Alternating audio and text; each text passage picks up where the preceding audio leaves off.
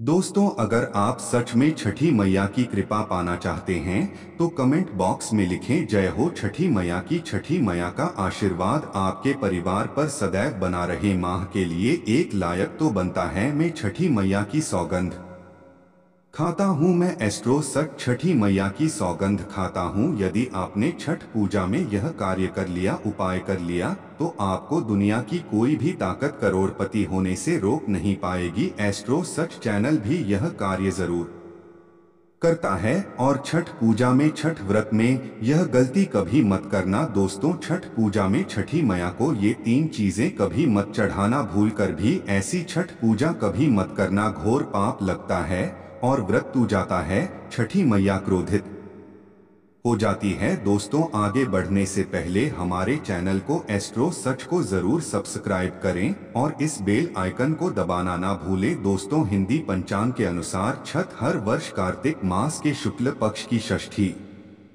यानी छठी तिथि पर मनाया जाता है। यह हमेशा दीपावली के 6 दिन बाद पड़ता है, जो नहाय खाए की परंपरा से प्रारंभ होता है। यह व्रत करने वाले व्रतधारी 36 घंटे तक निर्जला व्रत रखते हैं, जिसके बाद छठी मैया की आराधना और सूर्य देव को अर्घ्य देने के बाद इस व्रत का समापन किया जाता है। दोस्तों, सबसे पहले हम यह जानते हैं कि ऐसी कौन सी महिलाएं हैं जो इन्हें छठ पूजा नहीं करनी चाहिए। लगता है घोर पाप और व्रत टूट जाता है, छठ मैया क्रोधित हो जाती है। दोस्तों, छठ पूजा का व्रत ऐसी महिलाएं गलती से भी ना रखें, अन्यथा आपकी संतान की मृत्यु हो सकती है, पति पर भारी संकट आ सकते हैं, उल्टा पाप के भागीदार बन सकते हैं। ऐसी महिलाएं छठ पूजा से रहे दूर। दोस्तों, कार्तिक मास की षष्ठी को छठ मनाई जाती है। छठे दिन पूजी जाने वाली शास्त्री को बिहार में आसान भाषा में छठी मैया कहकर पुकारते हैं। यह त्योहार अपितु महाराष्ट्र, झारखंड, उत्तर प्रदेश तथा पश्चिम बंगाल में भी मनाया जाता है। मान्यता है कि छठ पूजा के दौरान पूजी जाने वाली माता सूर्य भगवान की बहन है, इसीलिए लोग सूर्य को अर्घ्य देकर छठ मैया को प्रसन्न करते हैं। वहीं पुराणों में मां दुर्गा के छठे रूप कात्यायनी देवी को भी छठ माता का ही रूप माना जाता है।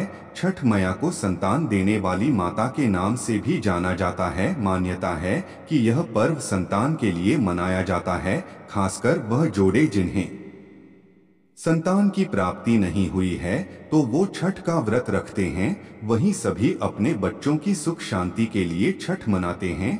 लेकिन क्या आप जानते हैं, कुछ ऐसी महिलाएं भी हैं जिन्हें छठ पूजा का व्रत गलती से भी नहीं रखना चाहिए। यह सबसे बड़ा घोर पाप माना जाता है। महिलाएं ऐसी गलती कभी न करें। तो चलिए जानते हैं। देखिए, सबसे पहले अपनी राशि कमेंट बॉक्स में जरूर डाल दीजिएगा। यदि आपकी राशि के अनुसार हमारे पास कोई उपाय होगा तो वह आकर हम आपके कमेंट का रिप्लाई में बता देंगे। और हाँ, एक लाइक जरूर करें। जय हो छठी मैया की। दोस्तों, शास्त्रों के अनुसार जो लोग अधूरी शादी करते हैं वो शास्त्र का अपमान करते हैं। अधूरी शादी जैसे कि कोर्ट मैरिज और शादी के बिना ही संतान की उत्पत्ति कर देना सबसे बड़ा पाप है। ऐसे में छठ पूजा का व्रत ऐसे लोगों को अपनी संतान के लिए कभी नहीं रखना चाहिए, क्योंकि आपने हिंदू रीति रिवाजों के अनुसार 7 फेरे नहीं लिए हैं। और वहीं बिन शादी के जब ऐसे लोग साथ में रहते हैं तो समाज में ऐसा रिश्ता कलंकित होता है। दोस्तों, बहुत से लोग ऐसे हैं जो भागकर शादी करते हैं और परिवार को दुखी कर देते हैं, माता पिता को डांट समाज में कलंकित कर देते हैं, माता पिता को रुलाते हैं, परिवार को रुलाते हैं, समाज को बदनाम करते हैं। ऐसे लोग पूरे जनजीवन समस्त संसार के लिए श्रापित है। देखिए, परिवार को रुलाकर हमेशा रिश्ते अनर्थ ही होते हैं, पृष्ठ जुटे नहीं है। इसीलिए जो लोग भागकर शादी करते हैं और कोर्ट मैरिज कर लेते हैं, 7 फेरे नहीं लेते हैं, हिंदू रीति रिवाज आज के साथ शादी नहीं करते, विवाह नहीं करते, तो उनके लिए यह व्रत उचित नहीं है। 7 फेरे का मतलब होता है आपने अग्नि देव का आशीर्वाद लिया, 33 कोटि देवी देवता का आशीर्वाद लिया, माँ बाप का आशीर्वाद लिया, परिवार का आशीर्वाद लिया, समाज को सम्मान दिया, मतलब अब आप पूज्य योग्य हैं। आप भगवान की सेवा कर सकते हैं। आप कोई भी व्रत आदि घमंड के साथ कर सकते हैं। यदि जिस स्त्री को हल्दी न लगी हो, जिस पुरुष को हल्दी न लगी हो, ऐसा विवाह भी अशुभ होता है। शादी में हल्दी अवश्य लगाना चाहिए, तभी ही आप व्रत आदि रख सकते हैं, पूजा पाठ कर सकते हैं, किसी भी मांगलिक कार्य में आप शामिल हो सकते हैं। इसीलिए ऐसी स्त्री किसी भी धार्मिक कार्य में तभी सफल व शामिल हो सकती है जब वह अग्नि के साथ फेरे ले लिए। ऐसी शादी को ही शास्त्रों में सर्वश्रेष्ठ माना जाता है। ऐसे में अगर आपकी अधूरी शादी है तो आप छठ पूजा कभी ना करें। आपके ऐसा करने से छठी मैया का अपमान माना जाएगा और आपको पाप लग सकता है। दोस्तों, शास्त्रों के अनुसार इस व्रत को सच्चे मन से रखना चाहिए। अगर कोई महिला शौक में यानी बेमन से इस व्रत को रखती है तो उसके पति या संतान की मृत्यु या उन पर कष्ट आ सकते हैं। सच्ची श्रद्धा के साथ छठ पूजा का व्रत रखना चाहिए।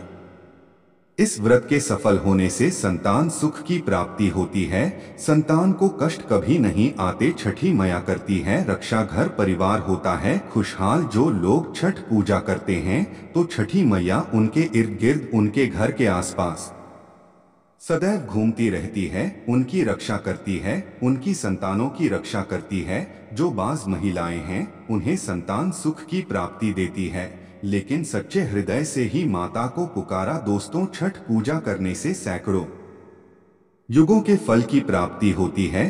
परिवार में सुख समृद्धि धन की प्राप्ति होती है। छठी मैया की पूजा से सभी मनोकामनाएं होती है पूरी। वहीं कुंवारी कन्याएं और पुरुष भी छठ पूजा कर सकते हैं। छठ पूजा का फल कई लाख गुना प्राप्त होता है। इससे व्यक्ति के सभी पाप खत्म हो जाते हैं और सुख समृद्धि की प्राप्ति होती है। छठ पूजा का व्रत पूरा करने से स्वयं छठी मैया आपके पूरे घर की रक्षा करती है। दोस्तों, अब यह भी जान लेते हैं कि छठ मैया को ऐसी कौन सी 3 चीजें हैं जो नहीं चढ़ानी चाहिए, भयंकर पाप लगता है। दोस्तों, नंबर 1, सूर्य भगवान को अर्घ्य देने के लिए तांबे का लोटा ही प्रयोग करें, लेकिन भूलकर भी चांदी, स्टील, शीशा और प्लास्टर के बर्तन से अलग नहीं देना चाहिए, इससे व्रत टूट सकता है।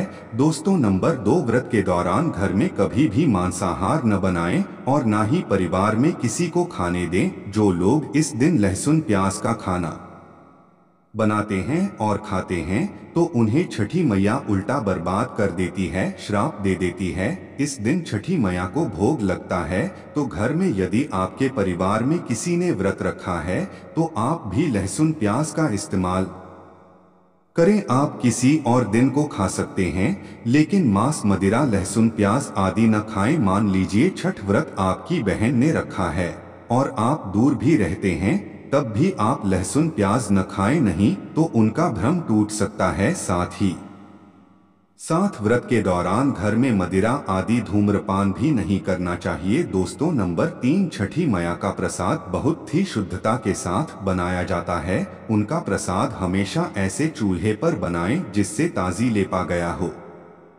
यदि गैस पर बना रहे हो तो गैस स्टोव को अच्छी तरह से धो लें। पहले से बने चूल्हे पर कभी प्रसाद न बनाएं, इसके लिए नया चूल्हा ही बनाएं। दोस्तों, नंबर 4, सूर्य को अर्घ देने से पहले कभी भी भोजन ग्रहण न करें, घोर पाप लगेगा। व्रतधारी लोगों को पहले और दूसरे दिन सूर्य को जल देने के बाद ही भोजन करना चाहिए। नंबर 5, छठी मैया से मांगी मन्नत अगर पूरी हो जाए तो आपको अपनी मन्नत का पूरा होने की विशेष पूजा जरूर करनी चाहिए, अन्यथा मैया के प्रकोप का सामना करना पड़ सकता है। नंबर 6, छठ का व्रत करने वालों को जमीन पर 4 दिन तक सोना चाहिए। छठ पूजा वाले कमरे में ही अपना आसन लगाना चाहिए। ऐसे में आपको छठ मैया का ध्यान करते रहना चाहिए, इससे माँ आपके व्रत को संपूर्ण करती है और कोई भी विघ्न बाधा नहीं आती है। नंबर 7, जिस जगह पर प्रसाद बन रहा हो वहाँ साधारण भोजन भी नहीं बनाना चाहिए, साथ ही साथ उस स्थान पर खाना भी वर्जित है। दोस्तों, नंबर 8, प्रसाद बनाते हुए नमक का हाथ भी किसी पूजा की वस्तु या प्रसाद नहीं छूना चाहिए। दोस्तों, नंबर 9, पूजा के दौरान अपनी वाणी को बुरी बातों से थोड़ा दूर रखें, जुबान पर गंदे विचार भी नहीं लाना चाहिए। छठी मैया का आशीर्वाद पाने के लिए मन में गंदे विचार नहीं लाने चाहिए। नंबर 10, घर में पूजा के दौरान झूठे बर्तन और गंदे कपड़ों का ढेर बिल्कुल नहीं होना चाहिए। इससे छठी मैया क्रोधित हो जाती है और व्रत टूट जाता है। छठी मैया को साफ सफाई बहुत पसंद है। व्रत के दौरान अपने घर को साफ सुथरा रखें और गंगाजल से छिड़काव अवश्य कर लें। इससे पूरा घर पवित्र हो जाता है और छठी मैया का आशीर्वाद प्राप्त हो जाता है। दोस्तों, आज हम आपको छठी मैया की कृपा पाने के लिए एक ऐसा उपाय बताएंगे जिससे आप सबसे जल्दी करोड़पति हो जाएंगे। मैं छठी मैया की सौगंध खाता हूं, अगर आपने ये उपाय कर लिया तो आपको दुनिया की कोई भी महाशक्ति, कोई भी व्यक्ति करोड़पति होने से, धनी होने से, धन ऐश्वर्य प्राप्ति, सौभाग्यशाली, उत्तम जीवन साथी, धन संपदा, सकारात्मक ऊर्जा प्राप्त करने से कोई नहीं रोक पाएगा। यह उपाय आप कॉपी पेन पर लिखकर रख लें, आपके बहुत काम आएगा। हम उपाय बताने वाले हैं, उपाय को ध्यान से सुना, आपकी कायाकल्प हो जाएगी। यह उपाय छठ पूजा वाले दिन ही करना है। आइए जानते हैं उपाय। यह उपाय आपको स्माइल फैमिली चैनल पर ही मिलेगा। यदि कोई और ये उपाय बताएं तो समझो वो फ्रॉड है। देखिए, एक नमक का पैकेट ले लें, पिसा हुआ या ढीली वाला ले सकते हैं, और पानी की बोतल और 51 रुपए की दक्षिणा तथा 100 ग्राम की सरसों के तेल की बोतल और 50 ग्राम सूखी लाल मिर्च है, 500 ग्राम चावल और 500 ग्राम उड़द की काली दाल और 5 रुपए के बताशे। ये सभी 8 सामग्री एकत्रित कर ले, किसी कपड़े में बांध लें या थैली में ले लें। सभी सामग्री को मिक्स मत करना, अलग अलग पैकेट में एक ही थैली में डाल लें। अब यह सामग्री किसी गरीब व्यक्ति को दान में दे देना। मैं छठी मैया की सौगंध खाता हूँ, मैं छठी मैया की सौगंध खाता हूँ। यदि आप करोड़पति ना हो जाओ तो मुझे बताना। आप हमारे चैनल एस्ट्रो सच को सब्सक्राइब कर देना, आपका भाग्य बदल जाएगा। यदि आप व्यापारी है तो आपका व्यापार 100 गुना बढ़कर चलेगा। यदि बैंड है तो आपका मन पढ़ाई में खूब लगेगा, सरकारी जॉब लगेगी, संतान की प्राप्ति होगी, विवाह में हो रही देरी तो वह भी पूरी हो जाती है। यदि बीमार व्यक्ति आपके घर में कोई हो और खाट पर पड़ा है तो यह दान करें, वह तुरंत ठीक हो जाएगा, बहुत फर्क पड़ेगा। दोस्तों, ये उपाय हम भी जरूर करते हैं और हम अवश्य करेंगे। हमें छठी मैया की कृपा साक्षात प्राप्त हुई है। यह उपाय सैकड़ों साल से हमारे बुजुर्ग करते चले आ रहे हैं और यह उपाय मैं अवश्य करता हूँ। आप यह कार्य पूर्णिमा अमावस्या पर भी कर सकते हैं। दोस्तों, आप में से कौन कौन छठी मैया का आशीर्वाद पाना चाहता है तो सच्चे दिल से कमेंट बॉक्स में लिखें, जय हो छठी मैया की। छठ मैया के लिए एक लाइक तो बनता है।